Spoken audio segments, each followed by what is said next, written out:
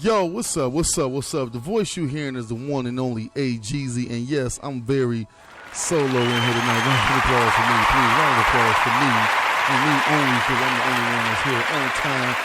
So I'm gonna make sure that I give you a show that's basically, you know what I'm saying. That's why it's labeled My Show, My Rules, man. So tonight, man, I'm gonna go ahead and get into a bunch of things that's been kind of bothering me, especially this Christmas season as we approach it. Fast approach, I believe, is 2 weeks away until Christmas time. So, here in the Midwest, we definitely got hit with a bunch of snow. And I must admit, man, snow looks good. You know what? Like when it's snowing, like it was today, like it is amazing. You know how it looks coming down and it's real pretty and real white outside and traffic is a bitch because it's amazing how it snows literally every year. It snows here, and people act like this is the first time they ever seen snow. I don't understand it. Like it's literally every year, and we're in the Midwest, so the roads be pretty clear pretty soon because once they put the salt down and everything goes away. But with that being said, man, you listen to the Heavy Hitter. Not the Heavy Hitters tonight. It's the Heavy Hitter radio show. I don't know what's going on. I know Moose had a function, so he was running a little late. But I think Books is just walking in right now. Like I said, it's been the weather's been kind of bad, but I don't want my people being delayed to get their heavy hitters fixed. So, like I said, Books just actually showed about just cute to show up. So he gonna go ahead and get his microphone going and he'll be able to jump in here real quick. But like I said, it's my show, my rules tonight. You know what I mean? So that's the way I'm going to operate. You know what I'm saying? So, I was here. I'm going to give him a hard time because I sent out a text message. I'm going to give you a little inside baseball as Books look at his phones like, damn, I ain't getting no text message. But no, man. So, it's the Heavy Hitter. Not Heavy Hitters. It's the Heavy Hitter radio show. We're gonna make it plural tonight. welcome, Books. Welcome, D-Lo Green. Hey, man, what's good? Oh man, life's good, man. Life's good. Moose ain't charged the machine, so I had to sit here. So we have 14%, but no, we gonna make it happen tonight, man. We gonna make it. We gonna this. You could tell that we like approaching Christmas time because like Joker's going on vacation. You know how you at work, you start slowing down when you know you got only a week left. Until Christmas time, so you start turning in them CPT reports a little late. You start leaving a little early, coming in a little late. So, but yeah, man, I was just talking about the snow today, man. The snow came down, and I'm actually pretty excited about that, man. Because one thing about living in the Midwest, we get seasons here. Like we didn't really have a fall. It went from fall to winter, like real quick. Like it was like literally 80 degrees probably 3 weeks ago. Like, literally, it was 80 degrees. And now, 3 weeks later, there is literally 6 feet of snow out. 6 inches of snow on the ground right now. So, I'm very excited about what's coming to fruition with this snow and with this weather, man. Like, I'm very excited about it, man. Man, it's cold. I am not excited about it in the least. But you do realize when it's snowing, it's not as cold when it's snowing, though. Hey, man, it's true, but it's still just as slick. Once you're out in the element, and I have to apologize to our listening audience, I'm actually fresh off of the highway with our engineer, DJ Skrill, who may or may not make an appearance tonight. Okay. He actually had a tire come off of his rim, so he is on the side of That's 65. Crazy. So listening audience, if you are driving southwestbound or southeastbound on 65, make sure you stop about a half mile before the Dr. Martin Luther King Michigan Road exit and give DJ Skrill a hand. Is he still stranded, or has he got a AAA or somebody coming out there? Or no AAA, so he's doing the grassroots thing, just pounding the Google phone for a tow truck. So so he got somebody coming. So you just didn't leave him high and dry. Like he's taken care of. He's safe. He said, "Go ahead." Okay. So we're definitely a group of brothers, yo. So we like if you a female, we're like, no, I'll stay with you, baby. But a dude that we know we not tapping, you good? Yeah, we good. All right, I'm gonna go ahead and get to this show. Make sure we get on here. Yeah, hey, man, the show must go on. The show must go on. That's people pay a lot of money, to hear us every week here on Spreaker.com. So real quick, man, I put some tags in, man. Like I said, the name of the show is My Show, My Rules. So, real quick, man, by any chance, I know D-Lo G don't really get into a lot of the TV shows and the movies that's been going on, but have you seen the Fast trailer by chance? The new Fast and the Furious trailer. There is another one. Now, is this Eight. the first one without Paul Walker? Paul Walker was in like 3/4 of the last one, but then he kind of just like died. Like they killed him off in the last one, and then in this one, man, like they got a strange twist in this one, man. Like from the trailer, it looks like Vin Diesel has made a heel turn, as we call it in the wrestling business. He has turned on the family, yo. Like, okay, well that's good. So, I mean, you got to chop it up after eight movies. You know, if you're not going to make a dramatic change, listen. In 8 years of my life, I've made all sorts of changes. Right. So if you're going to be the same character for 8 movies, I don't think I can buy that. But if Vin Diesel is a heel, he's making a heel turn. He's definitely making a heel turn, and I know what, man, I'm in for it. I'm in. Like the. You know, one thing you know about the Fast and the Furious movies is that it's going to be over the top, like truly over the top, extremely over the top. Like in one of the clips, there was in a car chase and somebody literally had one of those like bulldozers come through and like literally smashed all the cars behind them.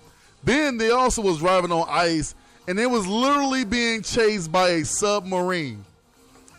So yeah, shout out to Fast 8, man. So they're being chased by a submarine that literally comes through. Type of oh man, this, huh? What type of boat are they? Well, they got tanks. They got tanks, and they like in cars on ice, and the submarine like literally comes up through the ice and like start. I mean, it's dope. It's over the top as hell. So we expect this submarine but we expect to be Fast that. and Furious as well. Yes, we expect it to be Fast and the Furious. We expect that from Fast and Furious submarine on the ice. Hey. But know what, though? It's the first time for everything. It's the first time. But though, how dope is it to see a submarine come up through the ice and literally start chewing up all the ice behind them as they speed through? I mean, I've got to be honest with you. I'm pretty impressed anytime there's a submarine in a movie. I remember those movies like, what was The Hunt for Red October, yes. maybe? And I think maybe Denzel had a submarine movie. So anytime there's a submarine involved, it's definitely going to draw some interest because we just don't see or hear a lot about submarines. Unless we're mermaids, and I don't know how much reporting we're getting from them. Right. So, right. Man, I'm excited about that. That's kind of hype. Kind of dope, man. You know, that's one trailer that dropped, and another trailer that dropped. I know you're probably not into it. Is the Spider-Man? Oh, I didn't see that one, but I did see the Transformer trailer. Ooh, okay. Let me get my geek mode. Let me calm my geek self down. All right, give me your thoughts on the Transformers trailer that you saw. Like, what was your initial thoughts? Oh man, the first thing I remember that stands out to me, being a kid that grew up in the 80s and has some great familiarity with the Transformers, just that image of Optimus Prime's burned, I guess you can't call it a body, his burned scrappage. Right. Floating in space. I mean, I thought that drew some serious imagery. So I'm kind of excited about it now. I haven't followed the Transformers movie series as close as I followed the cartoon movie series as a kid. But, yeah, it definitely looks interesting. It looks like they certainly put a lot of time and money into this particular project. So, and what is this, number 4 or 5 for them? I want to say it's 4. That's I want to say it's 4 or 5. too, 4 or 5. You right up in there, yeah.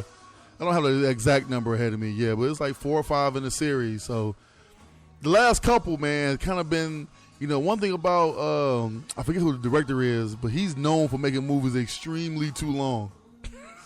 I can see this being the same. I mean, don't get me wrong. Like, I love the action. I love the explosions. But I mean, for 4 hours, bro, like I need you to go ahead and chop this down at least 2. Give me 2.5, bro. That on the cutting room floor, bro. Yeah, I mean, I don't need a 3-hour Transformer movie. Like, man, bro. But you're gonna get it. Right, we definitely gonna get it, man. So, and we're gonna get it. We're gonna love it. Yeah, absolutely. Another movie that I'm excited about, like I said, Spider-Man. A Spider-Man trailer dropped this weekend. For those who don't know, Tony Stark is heavily, so you can get a lot of Iron Man in the Spider-Man Spider-Man movie. And guess what? He has the web. He has the wings. So for those who know anything about the cartoon, he actually has the webs where Spider-Man can actually fly. So Spider-Man is taking flight in this movie? Taking flight because he got the webs, you know what I'm saying, like the little squirrel webs or whatever, man. So did he buy that from Tony Stark? Yeah, Tony Stark gave him a new suit. You know what I'm saying? So the trailer, man, the trailer seems real dope, man. Like he's in high school, being this a high school kid, but he wants to join the Avengers, so that's why it's called Homecoming. So it's basically like trying to get, you know, yeah. So that's gonna be real dope, man. Right. So and like right now, I think Rogue One comes out this week. Rogue One. The Star Wars. So Yeah. So that's gonna do a billion. Where does Rogue One fall in the series? It's his own. It's his own. So it's not like part of the Clone Wars. Or? Basically, with Rogue. Okay, from my understanding, now please, people don't kill me, knock me over the head because I don't really watch a lot of Star Wars movies. But from my understanding, the last Star Wars we got last year was basically the new version of the old. I mean, it's kind of like out with the old, in with the new. Rogue One, from my understanding, is like taking a different. It's not necessarily a part of the Star Wars. It's under the brand, but it's like its own entity. It's kind of like doing Star Wars. It's kind of like the Hobbits. Yeah. Yes. She's very animated as she speaks right now. Very. Yes, very, very, very animated right now. But yeah, it's kind of like how the spinoff from the Lord of the Rings came The Hobbit. Don't mess up the money, Miss Drummond. Miss Drummond, for sure. In the building. In the building. Yes, can I have As D-Lo G orders his meal. The tacos here at 36 Degrees are fantastic. Fantastic. Fantastic. Taco Tuesday. Taco Tuesday. Come on, let them know. I got 50-cent tacos, $5 margaritas, and $2.50 Bud Lights. Where you located at? 36 East Washington. 36 East Washington, man. Yes. Drummond. Yes. Telling you about Taco Tuesday. Taco down Tuesday. Here at 36 Degrees. Yes. So what I was saying real quick, D-Lo, was that Rogue One is kind of like Lord of the Rings, and then The Hobbit was a spinoff of Lord of the Rings. Was how The Hobbits was a spinoff of Lord of the Rings? Right. That's kind of what Rogue One is. It's kind of a spinoff of the Star Wars thing. I'm kind of curious, then. I wonder how they'll kind of tie those together. Oh, I don't think you can go completely rogue from the original series. I like what you did. To I like what you creating did. the movie, so. You can't go rogue. Yeah. Yeah, man. Yeah, but the movie, I tell you what. Hey, that's fun. Yeah, you just go. I thought you did it on purpose. The movie that I'm really more excited to see is Denzel's Fences. That seems like it's going to be real good. Denzel still acting? What? Come I on, thought he man. hung it up after training day. You know, D-Lo G, like, as y'all know, D-Lo G don't watch movies at all. He's a book man. That's why we call him Books on the show. Yeah, man. So, but what's on your mind tonight, man? I know you're still trying to get y'all. I know I keep talking to you, right? Trying to get all your connections together. No, man, it's all good. We got a mic, we got some headphones, so we can make it work. We can make it work. Man. You know what I mean? But you almost, I can go ahead and get you plugged in over here real quick while you tell me what's on your mind, man, for the night, man. No rap, man. Really sports, man. We're getting much closer to the NFL playoffs. The NBA actually has started opening up the avenues for teams to be able to trade now. A lot of those players who signed contracts over the summer are now eligible to be traded, or right here this week will become eligible to be traded. So we might even get some NBA action in terms of transactions. And one thing I kind of pointed out to you, one thing that I read of interest last night was an article about the targets that each team in the NBA should pursue. And I thought the target for the Boston Celtics was quite interesting. Well, who was that target? That target hits pretty close to home. So the belief is that they should target one Paul George to pair with Isaiah Thomas and Al Horford. That would be a good move, obviously, for the Boston Celtics. Absolutely. And it will be because you got to figure what are you getting in return for Paul George? You see, and the great thing about the Boston Celtics, they're really in a position to be able to deal. That deal that sent Kevin Garnett to the Brooklyn Nets actually netted the Celtics some extra draft picks, so they've actually got at least one first rounder that belongs to the Nets That's the one I would want. Yeah, you'd have to center it around the draft picks. Apparently, the Boston Celtics still have their own draft picks in addition to other draft picks from the Nets.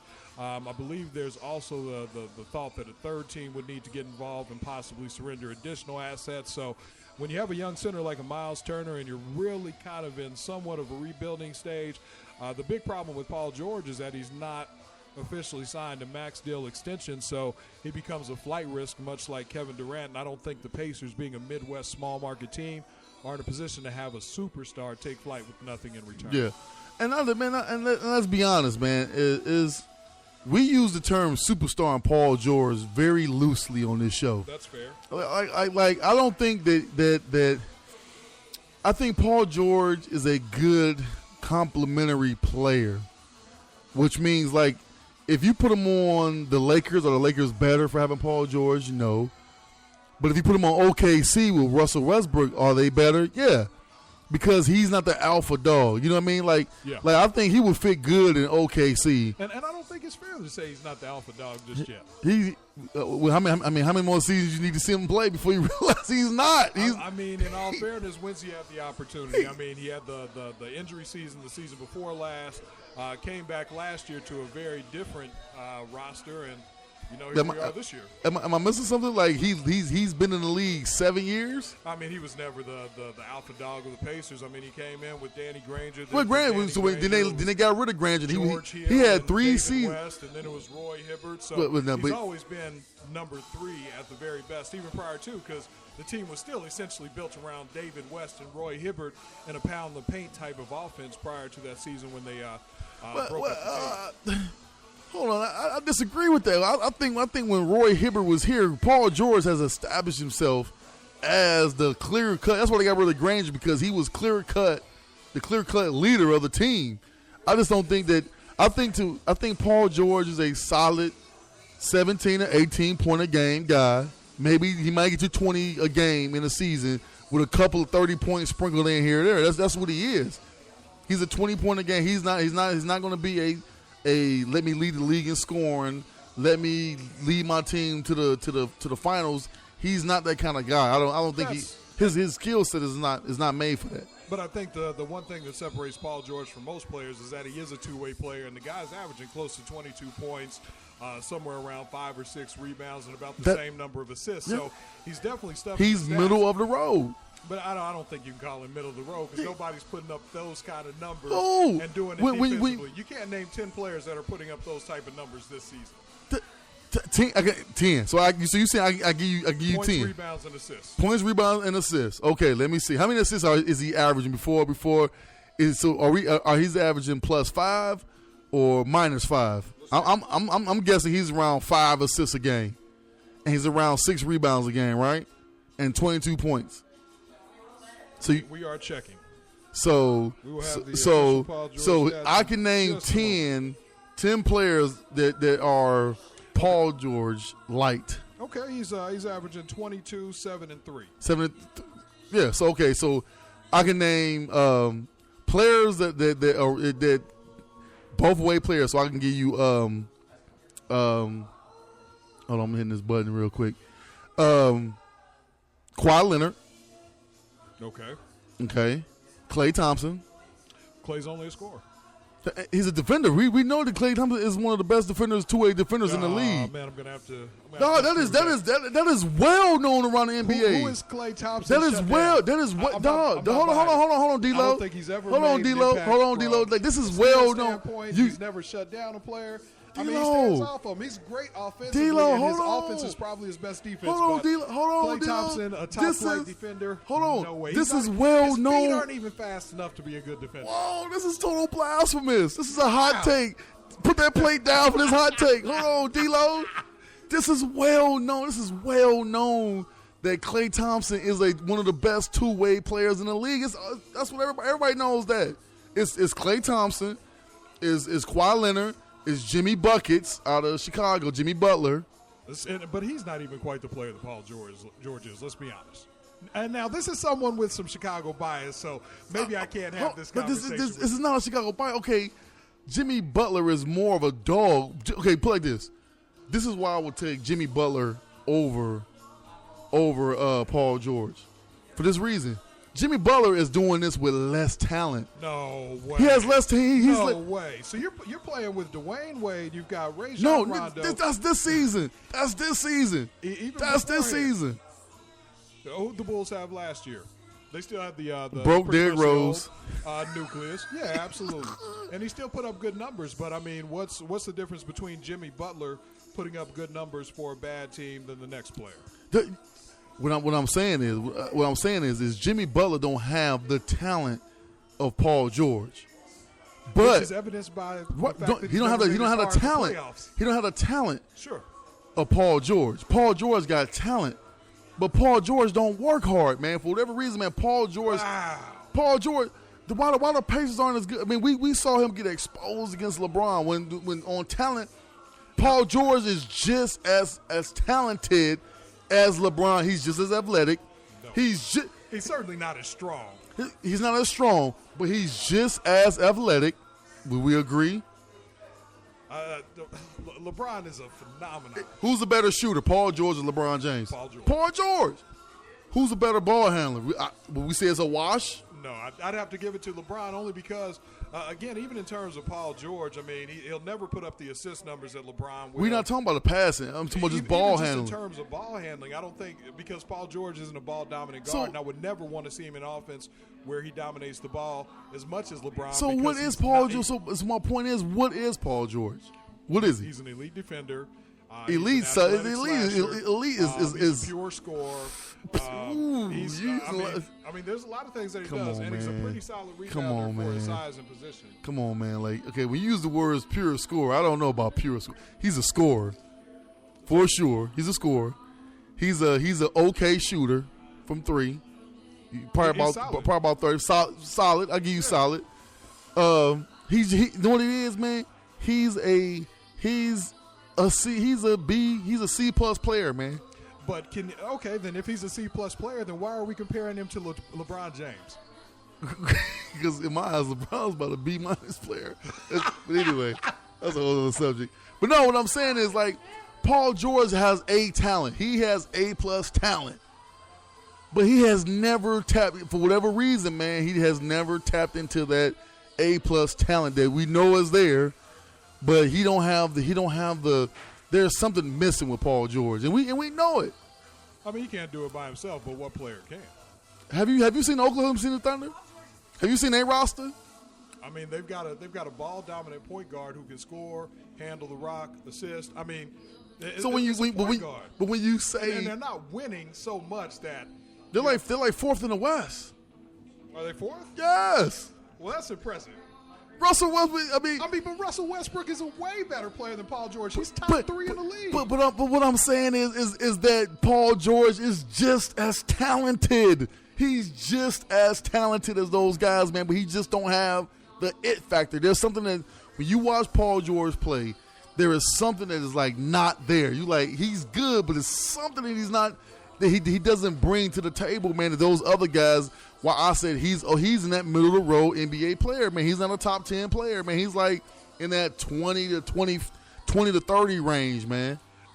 Which when you get into that 20 to 30 range, is like, okay, he's not a leader of a team. He's that second to third piece.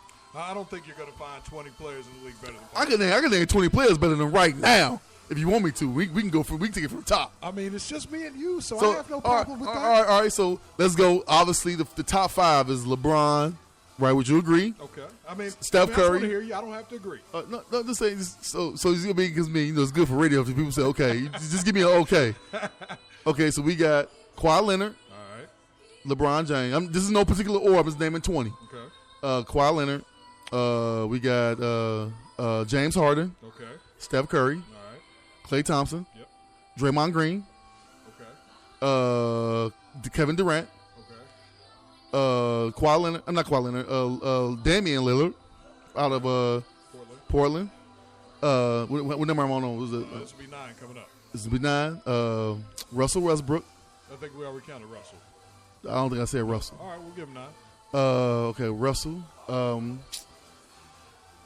me see. Hold on, I'm missing somebody. Chris Paul. Okay, you're missing 10 more. I'm good. Okay, we got Chris Paul, Blake Griffin. What? Don't give me that look. Okay, you gotta give me that look. Blake Griffin. Okay, so that's 12. So I need 8 more. Better than. So we said Dwayne Wade. Do we agree? Dwayne Wade. You said Dwayne Wade, and I'll let you have that. LaMarcus Aldridge. Okay. Let me see. Oh, shit, Carmelo Anthony. Wow. You- Out of everybody you said, I think Carmelo Anthony is the biggest shock. Okay, Carmelo Anthony. Okay. Now I'm gonna get to Karl Anthony Towns. Okay. Old boy from New Orleans, Anthony Davis. All right, so it's about 17. It's about 17, and then we gonna go. Anthony Davis. I'm missing somebody. I know I'm missing. I'm going. No, Paul George is not. He's not in that group. He's not. He's about. Hold on, let me think. I'm going through the teams in my head that I said. I'll give you one. Andre Drummond. Andre Drummond. I'm trying to think. I said Kawhi Leonard. Tony Parker. Well, Tony Parker. He's in that upper group. I know I'm missing somebody else. I'm missing some. I can't say Dwight Howard. I don't believe Dwight Howard's better than Paul George. You know, I'd be curious to get back to the. I would. Let me think. Let me make sure that I'm not forgetting any. I'm going through the teams in my head and seeing their players. Because there's nobody on Minnesota. There's nobody on the Lakers. There's nobody. Golden State got three that's better. You gave him 4. I gave him 4. Golden State.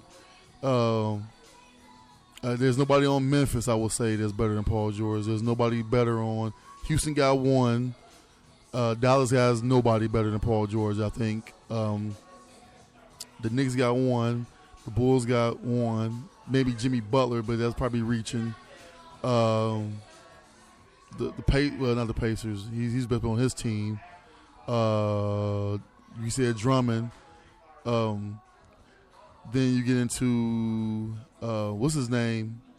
If you want to say the Greek Freak, Giannis Antetokounmpo. Yeah, they about the same. They probably in the same realm. Now I will say, from a potential standpoint, his future blast Paul George. Right.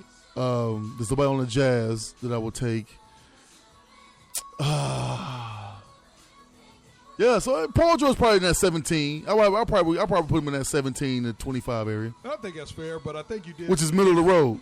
Can I bring up one argument, man? Well, you gonna say Melo? Only yes, specifically Melo. Now my other argument, if not for Melo, would have been Blake Griffin, because I think there are so many power forwards that are even better than Blake Griffin. Ooh. However, my question is, Carmelo Anthony. He's a volume shooter. Yes. He does nothing else. He takes errant shots. He probably shoots his team out of games more so. My bad. Kyrie Irving, Kevin Love. That's 2 months better than Paul George. That's fair, and I can't even argue those. So that's now we at 20. But okay, you can't go 5 more than the Yeah, now we at 20. I have to think about it for a minute. But yeah, man, I have a huge. Oh no, I can't. I got one more. I forgot. DeMarcus Cousins, which I would take him on my team in a heartbeat. He's a cancer for sure. But anyway, yeah. But when one thing about Carmelo Anthony is he has it. He has it factor. Like game on the line. I'm down by 5. I know I can go to Carmelo. He has it. Whatever it is, whatever it quantifies, he has it. If I'm down by 5, I'm not feeding the ball to Paul George. You're giving it to Melo? What's he shout? Some 32, but you know what it is, man. But what I'm right, 42% from the field. What I'm saying is, they both Melo numbers over his career have been consistent. You know, they've been around the 25, 27, somewhere around in that area. But he has that it factor, like game on the line. I know I can go to Melo. Whether he hit the shot or miss the shot is one thing, but he has that bravado, that courage where he has made many game-winning shots. Outside of the Syracuse game, I can't think of many. No, in his playoff. Well, I mean, his teams have not. If you not. got a go-to player that's your superstar that has this it factor that Paul George doesn't, then I think at some point you've got to put the responsibility. But he's been to the conference finals. He's been to the conference. Yes, finals. with Denver. They went to the conference finals with Denver. The year before they traded, when they picked up when they win, they lost to the Iverson team, or it was before the Iverson team, the year before the Iverson trade. They went to the conference final and they lost to the Dallas because Dallas went on to beat the Lakers. Okay. So he's been to a conference finals before. Paul George has been the 2. He's been the 2. But as you said, with your own argument, he wasn't the man on either one of those teams. That's fair, too. But my thing is with Carmelo, if he has this it factor, Yes. at some point he should have carried the team much further than making No, one but I conference mean, final. yeah, Now, he you're does right. have the national championship in college, but outside of that, I can't think of very many game winners that Carmelo Oh, I shared. can think of he just had one a couple of weeks ago. What I'm saying is when it comes to Paul George is a solid NBA player with unlimited potential that unfortunately, man, he will never get. He just, for whatever reason, man, that it factor is just not there, man. It's not. So losing him is not, to me, you get rid of Paul George and you get some good young talent in here, you'll be almost as better off without Paul George I than think with it him. becomes interesting, because you also have to consider the salary cap at that point, too, because Paul George is a max player, and his next contract is certainly going to push him He's over max the top. potential. He's not a max. He's max. Regardless of what you say, Yeah, as far right. as your personal opinion of him, somebody in the league is going to pay him Of max course, money. of course, because so of in that potential. regards, he's a max player, and you can't discredit him for that because No. somebody's going to pay him. Would you But build all your I'm team saying- around Paul George? All I'm saying is, if I'm the Pacers, because right now the whole subject is the possibility of if Boston came with an offer, I'd certainly have to listen because, again, he does have the leg injury in his past. He's definitely not a top 5 player, and at 27, 28 years old, when he should be reaching his pinnacle, you've got a developing center that's 20 years old, won't be 21 until March or April, with an assortment of picks. As well as other young players coming back in return. Assets. I mean, there's a lot that you could possibly do and still put yourself in a position to win in the future. I'll tell you what, the Pacers still kicking themselves in the ass for the Kawhi Leonard deal. Yeah, absolutely. Well, The Kawhi Leonard deal. they should be kicking themselves in the ass for the George Hill deal. Yeah, that's the one that sent Kawhi Leonard to. No, the most recent one. Yeah. And I know we got real hot and heavy into some sports talk, but I just when it comes to Paul George, he's a good complimentary player, and I think the move to Boston will be good for him, and will be good for the Pacers in the long run. And I'm not even a Pacers fan, but I think it'll be a good move. Boy, man, some heavy hitters just came in for real. Yeah. Heaviest of heavy hitters. God. Damn. Star. Miss Drummond and the Big Mama Jammas. The big Miss Drummond and the Big Mama Jammas for real, Like, I mean, all those jokers is $2 bills plus. But anyway, let me stop clowning Hey, people man, on it's here. Taco Tuesday, man. It's clearly Taco. They finna shut this motherfucker down. But so real quick, man, New England last night, status quo. Impressive game. Impressive, man. Tom Brady is just showing why he's the GOAT. And anybody who want to say Peyton, please shut it. It's Tom Brady and then probably Joe Montana, followed by John Elway. I mean, like Tom Brady is just a great quarterback. There's nothing more you can say. And real quick, not to play this card, but I'm going to have to play it. Why is it that every time, like Dak Prescott has earned the right to be the Cowboys quarterback? Yeah. 11-2. Yeah. Both Who losses. saw that coming? 2 losses are to the Giants. I saw a great meme the other day. They said, "Oh, the Cowboys lost. They fell in the first place." They fell in the first place, and now we're talking about replacing the quarterback with Tony Romo. That can't be serious talk. I mean, there's no way the locker room will support you. Dude. If Dallas makes that change, are they 11-2? Yeah, this is ridiculous. they'll go Only in 1-2 the and yes, history if they make the of the switch. NFL is the brother always at risk of losing his job. It amazes me how many times, man, that as good as you are, man, you are literally 2 games away from like, yeah, man, you need to be fired. They benched Cam Newton because this fool didn't wear a tie. Yeah, Are you kidding me? that was a little bit much, but RG3 okay. RG3 was like the rookie of the year, Yeah. and now he's in the abyss of the Cleveland Browns. I think he's earned some of that, right? And that has nothing to do with his shape. But But what I'm saying is like we can say that he earned that, and I would give you that. But how does Matt Leinart keep getting jobs? Like I think honestly, if RG3 gonna get cut, he might be out of the league next year. And that's what's disappointing. That's what's disappointing. It's like not that he deserves to be a quarterback or not, but he might not be in the league. Like that means that nobody is willing to give this dude another chance in the NFL. I mean, Terrell Pryor's not in the league if he's not a wide receiver. Which is ridiculous. Which he won. People don't understand. Terrell Pryor won in Oakland. He didn't win a lot, but he won games as quarterback in Oakland. Yeah. Jamarcus Russell is out of. He got one shot and he's out of the league. I mean, he was like 4-15 when they finally let him go. But the point that I'm making is, how good was Matt Leinart? How good was like Sam Hill, the backup in Doc? Can you be a backup? Can Jamarcus Russell be a backup? Like you mean tell me that at 420 that there's still 32 other quarterbacks? I mean 64 quarterbacks better than Jamarcus Russell in the world?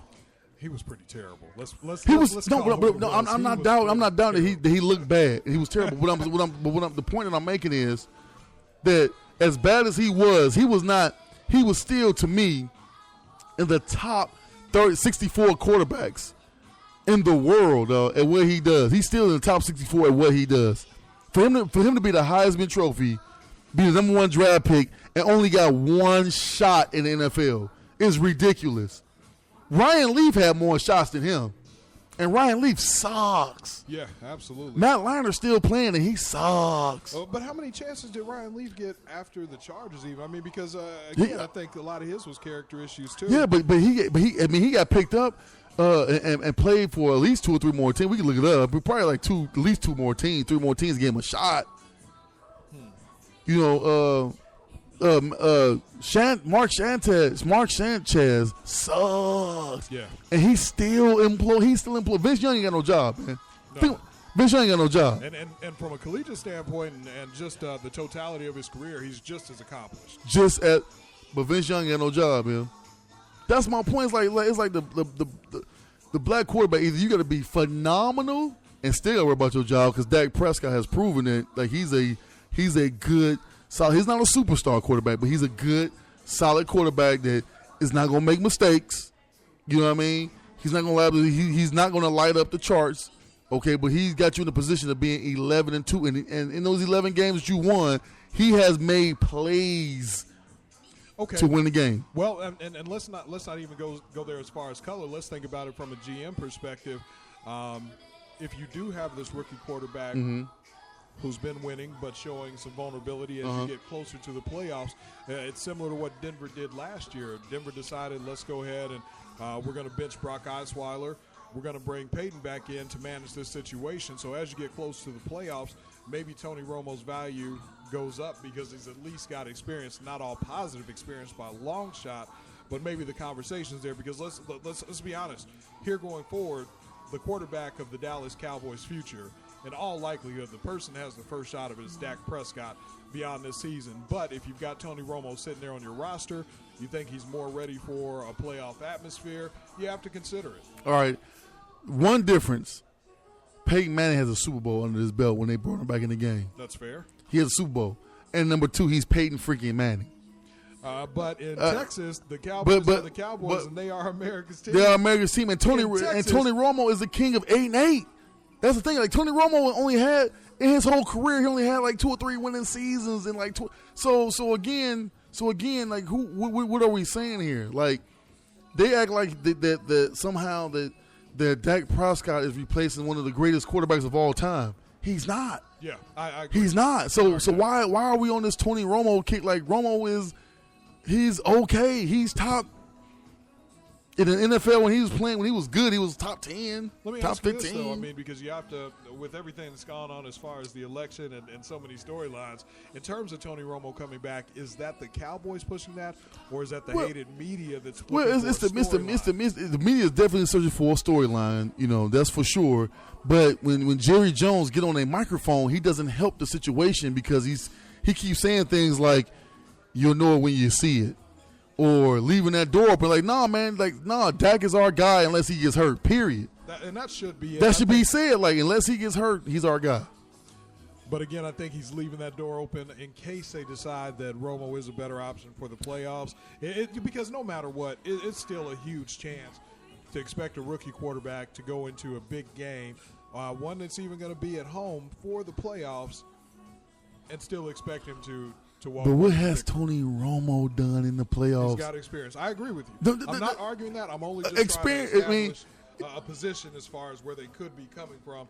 Outside of the whole, outside of the black quarterback thing. Because I think it's a legit argument and something they have to consider because they've got to consider all 53 men on that active roster. To me, you ride with the horse that got you here. Oh yeah, It's Dak Prescott. And to me, it's like we've seen Tony Romo in the playoffs. We've seen this movie. We seen him in December. Like his record in December is like ridiculously bad in December. We know this. Like we know his history. Like we've seen this movie 1,000 times. We've seen the drop extra point. We've seen in the playoffs he turned into Jay Cutler. Like we've seen this before. Yeah. They won one playoff game. One with Tony Romo. And unfortunately, I think when it comes to the front office, they're looking at it and probably hanging all their hopes on the fact that he has won a playoff game, which is still more than what Dak is. You're right. You're right. But you know what though? One playoff game in I don't know what 15 seasons. It's like Jeff Fisher, dog. Like you're the all-time losingest coach in NFL history, but you got an $8 million contract extension. Yeah. And you know somebody had the nerve? Dan Reeves. Somebody had the nerve to say, well, he got a team to the Super Bowl in 1999. That was, that was like they weren't even this century. Like the kid that was born the day of that game is an adult. He's damn near 18 years old. Like he has no recollection of the Rams and Jeff Fisher or the Titans ever being worth anything. In his lifetime, Jeff Fisher has always coached bottom dwellers. Always. And always stays employed, man. And guess what? He's going to get another job, man. Nepotism is everything in the NFL, and I think across sports. Once you're in that club and you've established yourself, it's almost hard to get you out. You've made enough connections. You've had enough assistant coaches who have gone places and done things, and they're going to do everything they can to pull you up. So, unfortunately, there's a lot of great, talented coaches that'll never get opportunities because nepotism does exist in all professional sports. Never, dog. And it's ridiculous the fact that Lovie Smith is coaching at the University of Illinois. That's humbling because I think Lovie Smith is a talented coach, and I really think that Tampa Bay did not only him, but they had the coach Raheem Morris, I believe it was, after one and a half season let go. Talented coaches. Raheem has never gotten another coaching opportunity again. And Lovie Smith is coaching a Big Ten school that's not even Michigan, Michigan State, Wisconsin, Penn State, or one of the elites. Not only has Raheem Morris not got another job, he's not even a coordinator. He's like a defensive backs coach for the Redskins. I was a head coach at one point, and I'm not even a coordinator. Like Lovie Smith can't even be a coordinator in the NFL right now. Like it's like black coaches when they get fired, like they go to the bottom of the line. Like Daniels was a sucky head coach in Denver. Yeah. He went and got his job back as an offensive coordinator in New England. And, then you look at Lane Kiffin, who kept falling up to jobs. So he left Tennessee. He fell up to USC and fell up again to the Oakland Raiders. Like that goes back to my point, man. That nepotism, that Monty Kiffin name carries a lot of weight. Dude, like, wait a minute. You're one of those Kiffins? You're one of those Kiffins? Come on in. But you know what, though? One team got hurt by nepotism, as you call it. Is the Houston, I can't think of their damn name, Texans. Because of nepotism, they didn't take David Carr. Good point. I mean, but you do have a history of negative performances out of that position. Now you really want to go get his little brother. You know what? Let's see what you do elsewhere, and then maybe we can talk down the line. But you're not. But you made a huge. Because Carr is Chris. What's his name? His name David Carr. His name is Chris Carr. Does this start with a D too? I don't. Derek Carr. Who's his brother? David Carr. David and Derek. Carr was a Texan. Yeah. Because Derek Carr is a beast. Yeah. For sure. Having a hell of a season. But real quick, man, this has been the Heavy Hitters Radio Show. We about to wind it down, man, and come back on the B-side. We got to get a little more juice. So the B-side might take about us another 20 minutes for us to come back to get a little juice because Moose, for some damn reason, ain't charged the damn thing. So for D-Lo G, For AGZ, man, this is the Heavy Hitters Radio Show, man. Check us out on Spreaker.com, man. And we out. Already.